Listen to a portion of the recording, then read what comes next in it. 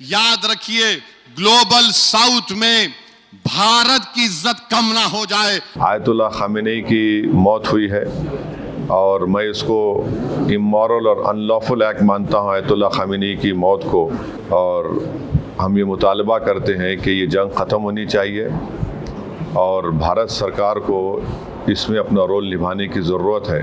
The Israelis deceived us by calling the prime minister to visit Israel at such a wrong time, क्योंकि याद रखिए कि 10 million के करीब भारत के नागरिक गल्फ़ कंट्रीज़ में काम करते हैं। अगर ये जंग नहीं रुकेगी तो फिर ये बहुत आगे बढ़ेगी, ये टर्मोइल होगा पूरे इलाके में। सवाल ये है कि हमारी 80 साल की फॉरेन पॉलिसी की जो लेगेसी है, अफसोस के साथ कहना पड़ रहा है कि नरेंद्र मोदी उसको कमज़ोर कर दिए हैं। पीएम से बात की लेकिन अपने पुराने दोस्त की मौत के ऊपर 2 लफ्ज नहीं। ऐसा कमजोर प्रधानमंत्री देश ने पहली बार देखा है। आप अपने आप को महाशक्ति बोलते हैं कि हम महाशक्ति हैं, हम विश्वगुरु हैं। ये विश्वगुरु होता है क्या? ये विश्वगुरु होता है कि आप मौत के ऊपर 2 सहानुभूति के शब्द भी नहीं है आपके पास। मोदी जी अपने पुराने दोस्तों को अपने नए साथियों की वजह से नहीं छोड़ा जाता।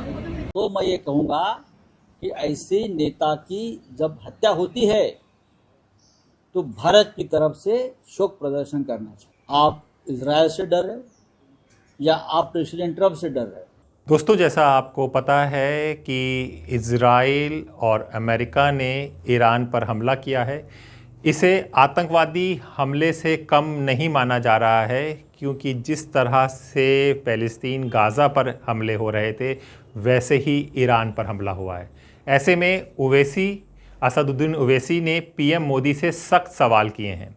ईरान इजराइल युद्ध को क्यों नहीं रुकवा रहे भारत? ये एक सवाल असदुद्दीन ओवैसी कह रहे हैं, और ये वो क्यों कह रहे हैं आज हम यही समझेंगे। नमस्कार, मेरा नाम हैदर अब्बास नकवी है और आप लोग मुझको इस वक्त दा स्वतंत्र पर देख रहे हैं। मिडिल ईस्ट में युद्ध की आग तेज़ हो रही है। ईरान और इजराइल आमने सामने हैं और इसी बीच भारत की राजनीति में उठ गया है एक बड़ा सवाल। सवाल क्या है? क्या प्रधानमंत्री नरेंद्र मोदी इस युद्ध को रुकवाने के लिए अपनी कूटनीतिक ताकत का इस्तेमाल करेंगे? आप लोग क्या सोचते हैं? AIMIM प्रमुख असदुद्दीन ओवैसी ने सीधे प्रधानमंत्री नरेंद्र मोदी से जवाब मांगा है। क्या कहा ओवैसी ने, आइए समझते हैं। हैदराबाद से सांसद असदुद्दीन ओवैसी ने ईरान इजराइल तनाव पर केंद्र सरकार की भूमिका पर गंभीर सवाल उठाए। सबसे पहली बात तो यह है कि ट्रंप ने और बेंजामिन नेतन्याहू ने रमज़ान के मुबारक महीने में, जहां पर पूरी दुनिया के मुसलमान रमज़ान में रोज़ा रखते हैं, इबादत करते हैं रातों में, ऐसे मुबारक महीने में उन्होंने मिलकर ईरान पर हमला किया है और ये भी नहीं समझा कि मुबारक महीना रमज़ान का है। मगर खैर, वो तो इंसानियत को नहीं मानने वाले हैं बेंजामिन नेतन्याहू। और जो हमला हुआ ईरान के ऊपर, हम उसकी मजम्मत करते हैं। और ख़ास तौर से जब जनीवा में बातचीत के ज़रिए से एक ब्रेक थ्रू हुआ था, और हो सकता था कि अगर वो बातचीत को मान लेते तो जितने न्यूक्लियर स्टॉक पाइल्स थे ईरान के पास, वो शायद इस्तेमाल नहीं होते। मगर अब इन्होंने मिलकर ईरान पर हमला किया, जिसकी वजह से 200 से ज़्यादा लोगों की मौत हुई है और एक लड़कियों के स्कूल में 108 जो बच्चियां स्कूल में पढ़ते हैं उनकी मौत हो गई। आयतुल्लाह खामेनी की मौत हुई है और मैं इसको इमोरल और अनलॉफुल एक्ट मानता हूँ आयतुल्लाह खामेनी की मौत को।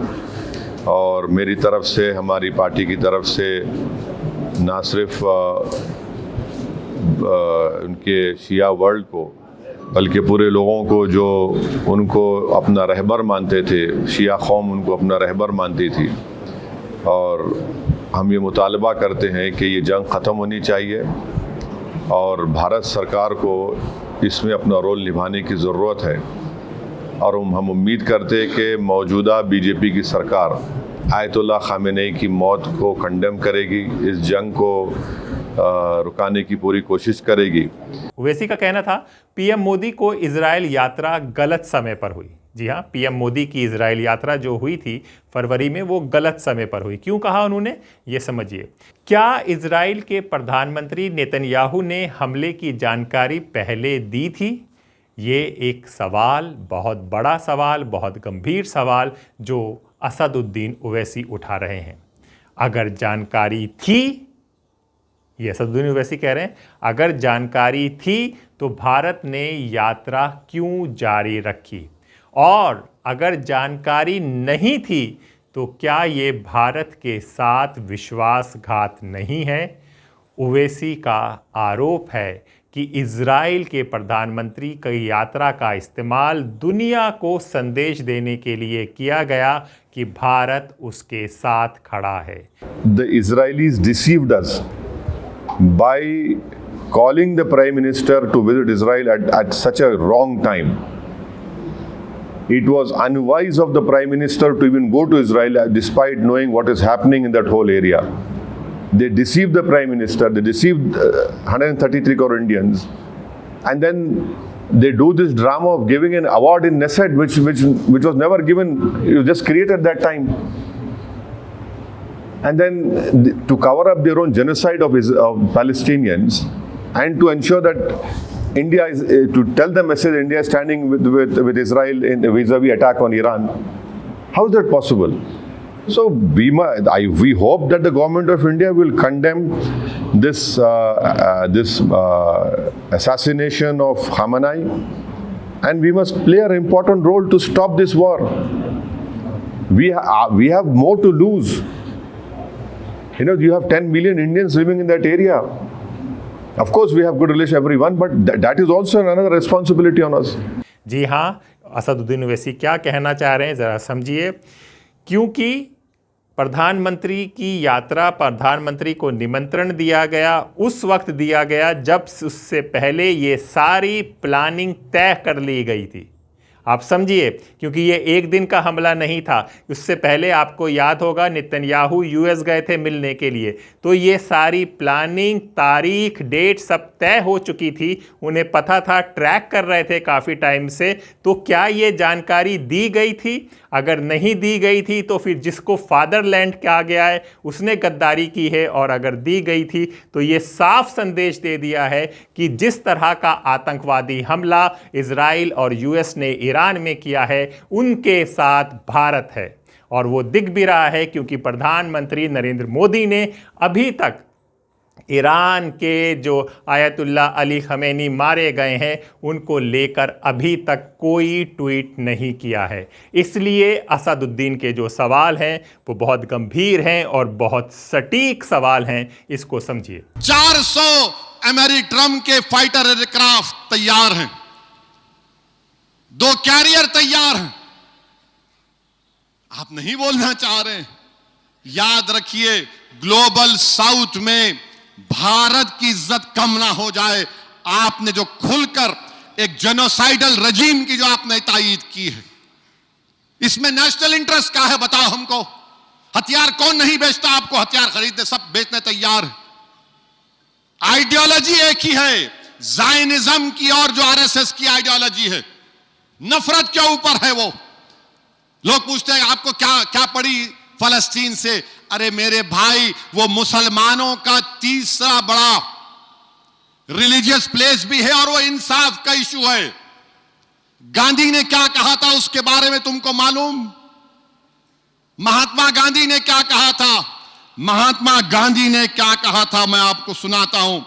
महात्मा गांधी ने कहा था, उस मैगजीन में लिखा गया, महात्मा गांधी ने उस मैगजीन में तारीफ की थी। कहा कि इलाका फलस्तीनियों का अरबों का है।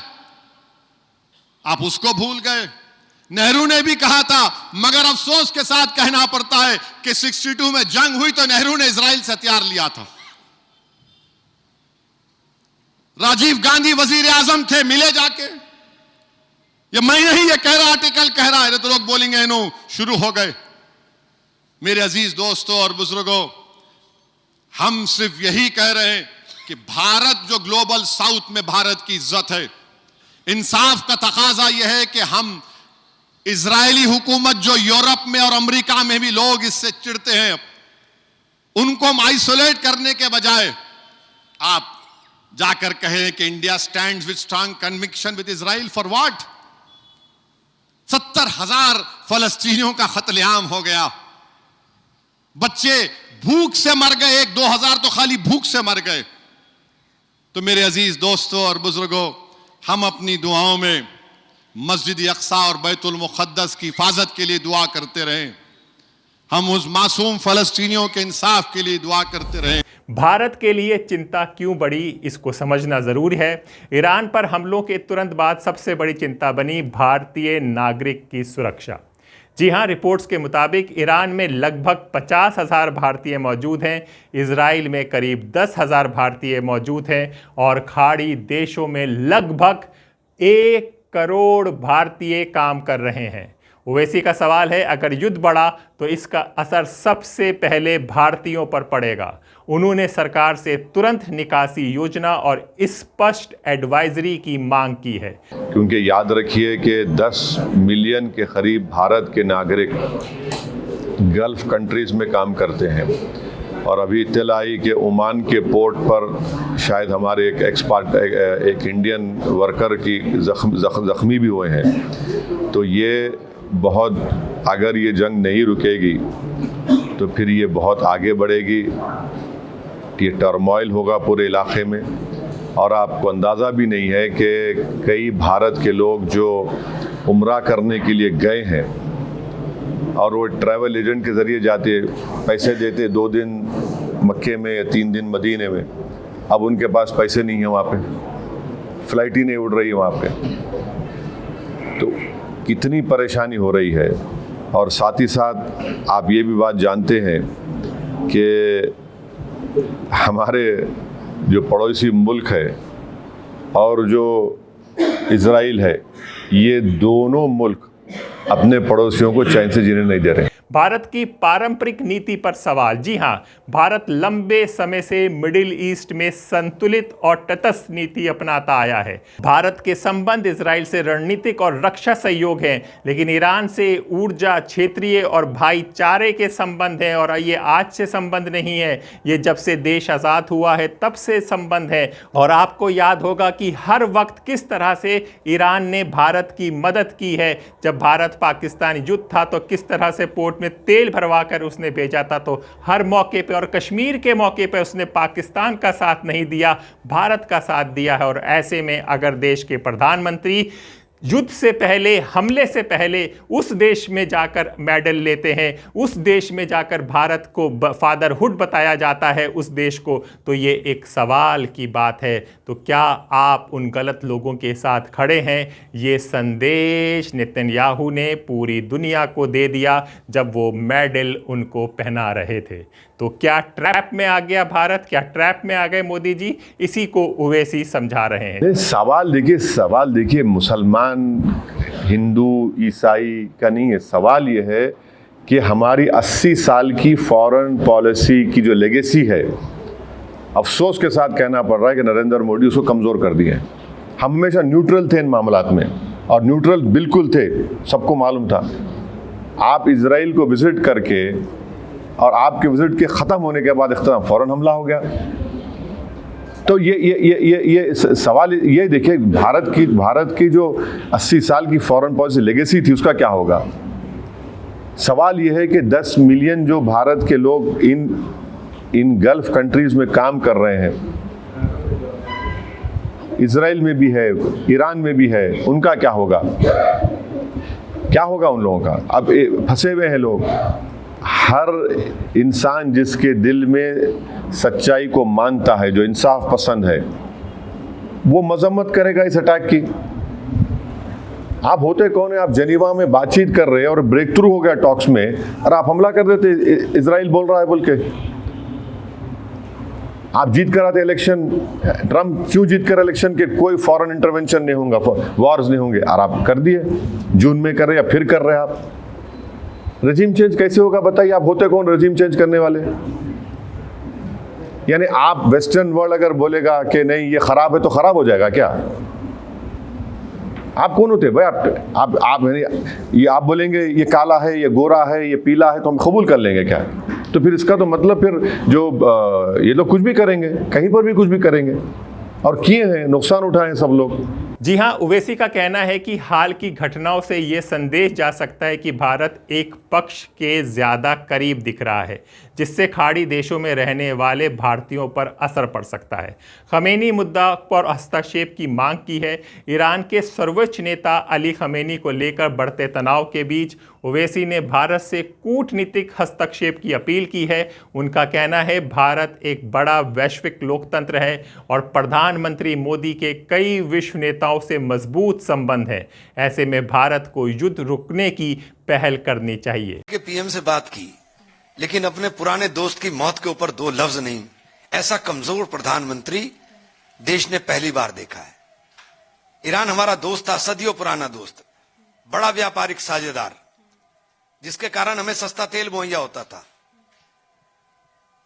और ईरान के अंदर घुस करके ईरान के प्रेसिडेंट को मारा जाता है और हमारे देश के प्रधानमंत्री एक लफ्ज उसके मौत के ऊपर दुख व्यक्त नहीं करते। इनसे ज्यादा हल्की बात मैं नहीं समझता हूं कोई दूसरी हो सकती है। ऐसा कमजोर प्रधानमंत्री इतने दबाव में अमेरिका के देश ने पहले कभी नहीं देखा। आप दूसरे के देश में घुस के उसके प्रेसिडेंट को उठा के ले जाओगे, दूसरे के देश में घुस के उसको मार दोगे, तो दादागिरी हो रही ना।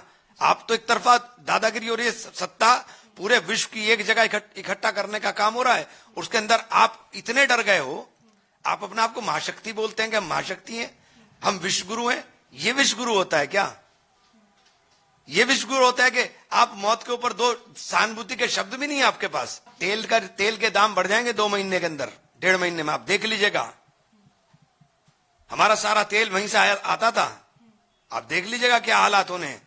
आप खरीदो वेनेजुएला से तेल, बेचो, किस तरह बेचोगे? यहां भुगतान प्रधानमंत्री जी की ना समझियों का भुगतान देश कर रहा है और देश करेगा। अब बड़ा सवाल, क्या भारत युद्ध रुक सकता है? एक्सपर्ट्स के अनुसार भारत दोनों देशों से संवाद रखने वाले गिने चुने देशों में है। भारत की आर्थिक और कूटनीतिक साख मजबूत है, लेकिन मिडिल ईस्ट की राजनीति बेहद जटिल है। इसलिए भारत सीधे युद्ध रोक पाएगा या नहीं, ये आसान सवाल नहीं है। अयातुल्ला खामनेई साहब जो ईरान के सर्वोच्च लीडर थे, उनकी शहादत हो गई। खाड़ी युद्ध कुछ पागलपंथी के लोगों ने एक नए किस्म के आतंक को जन्म देने के लिए शुरू कर दिया। उसमें खामनेई साहब की शहादत हुई है। हजारों ईरानियन मारे जा रहे हैं, हजारों बेकसूर मारे जा रहे हैं, दोनों तरफ से बेकसूर मारे जा रहे हैं। जिंदा सिर्फ कट्टरपंथ और आतंक हो रहा है, और ऐसे में उनको खिराजे अकीदत देने की जगह अभी तक भारत की सरकार चुप है, नरेंद्र मोदी चुप है। नेतन्याहू से वो बात कर रहे हैं, यूएई के शासक से वो बात कर रहे हैं, लेकिन अभी तक एक भी कंडोलेंस का मैसेज भारत सरकार ने अपने सबसे पुराने मित्र, जिसने हमेशा कश्मीर के मुद्दे पर हमारा साथ दिया, ऊर्जा की मुद्दे पर हमारा हमेशा साथ दिया, हमारा साथ हर जगह पर जिस ईरान ने दिया, उस ईरान के साथ आज नरेंद्र मोदी जी की सरकार खड़ी नहीं दिख रही है। कोई कंडोलेंस मैसेज नहीं। कांग्रेस पार्टी ने, श्री मल्लिकार्जुन खड़गे ने, हमारे अध्यक्ष ने इस हमले की भी निंदा की और उनकी अयातुल्ला खामनेई साहब की शहादत को भी सलाम किया। भारत की विदेश नीति जितनी शर्मसार नरेंद्र मोदी जी के शासन में हुई है, उतनी शर्मसार भारत की विदेश नीति कभी नहीं हुई। और विशेष रूप से जितने हमारे मुस्लिम वर्ल्ड के देश हैं, उन सब जगहों पर इस वक्त हमारी विदेश नीति नरेंद्र मोदी की सरकार की वजह से भारत को शर्मसार कर रही है। इस शर्म से निकलना पड़ेगा। मोदी जी अपने पुराने दोस्तों को अपने नए साथियों की वजह से नहीं छोड़ा जाता, और या फिर कोई दबाव है, अमेरिका का दबाव है, इजराइल का दबाव है, ट्रंप का दबाव है, नेतन्याहू का दबाव है, या एप्स्टीन फाइल का दबाव है, या फिर अडानी जी की फाइल का दबाव है। ये सारे दबाव की वजह से देश को आप झुकिए, लेकिन देश को नहीं झुकने देंगे। सच बात यह है कि आपकी विदेश नीति ने इस वक्त भारत को शर्मसार किया। ईरान इजराइल संघर्ष अब सिर्फ क्षेत्रीय मुद्दा नहीं है, ये समझना होगा सबको। ये वैश्विक राजनीति है, तेल बाजार और करोड़ों भारतीयों से सुरक्षा से जुड़ा मामला है। और इसी वजह से असदुद्दीन ओवैसी का सवाल अब राजनीतिक बहस का केंद्र बन गया है। क्या भारत सिर्फ दर्शक रहेगा या शांति स्थापित करने में सक्रिय भूमिका निभाएगा? तो मैं ये कहूँगा कि ऐसे नेता की जब हत्या होती है तो भारत की तरफ से शोक प्रदर्शन करना चाहिए, दुख प्रकट करना चाहिए। हिंदुस्तान के राष्ट्रपति ने और भारत के प्रधानमंत्री ने करना चाहिए। आप किससे डर रहे हो? आप इजराइल से डर रहे हो या आप प्रेसिडेंट ट्रंप से डर रहे हो? शोक प्रकट करने में आपको क्या डर लगता है? इतना बड़ा नेता, इसकी हत्या हो गई है। नेल्सन मंडेला जिसको मानता था, नेल्सन मंडेला जब ईरान में गए थे तब नेल्सन मंडेला ने कहा था कि खोमेनी साहब मेरे नेता है, तो नेल्सन मंडेला का टेररिस्ट बन गए। क्या समझते हैं लोग अपने आप? अब नजर है कि केंद्र सरकार अगली कूटनीतिक चाल पर क्या करेगी। अगर आपको लगता है कि भारत की क्या भूमिका रही है और प्रधानमंत्री का जो इजराइल दौरा था उसको आप किस तरह से देखते हैं, तो अपनी राय कमेंट बॉक्स पे ज़रूर दें और अपने दोस्त हैदर अब्बास नकवी को इजाज़त दें। फिर होगी मुलाकात एक नए विचार के साथ, और ये आपको बताना होगा क्या भारत को इस युद्ध में मध्यस्थता करना चाहिए या नहीं। नमस्कार।